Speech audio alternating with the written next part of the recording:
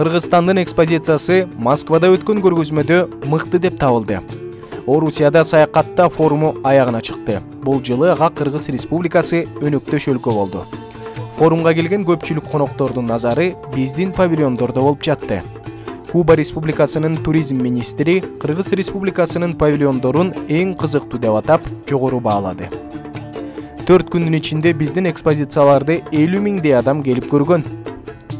ВДНХ'нын ичинде расмий жолугушуулар өтүп, келишимдерге кол коюлуп жатса, сыртында өлкөбүздүн туристтик мүмкүнчүлүктөрү көрсөтүлүп жатты. Меймандарга кыргыз элинин тарыхы жана маданияты кызык болду.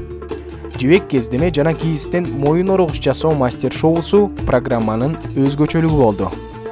Балдар чийден куурчак жасап, аялдар булгарыдан тумар чийип, ал эми эркектер болсо күрөш, аркан тартыш сыяктуу улуттук оюндарды ойноп жатышты. Уюштуруучулардын билдирүүсү боюнча форумга 200дөн ашуун компания катышты. 30дан ашуун сессия уюштурулуп, 200дөй спикер чыгып сүйлөдү. Биздин өлкөнүн делегациясы 5 сессияга катышып, өлкө жана андагы туризмдин трендтери жөнүндө маалымат берди. Креативдүү устаканада 25 мастер-класс өттү. Башкы сахнада 65 концерттик номер көрсөтүлдү.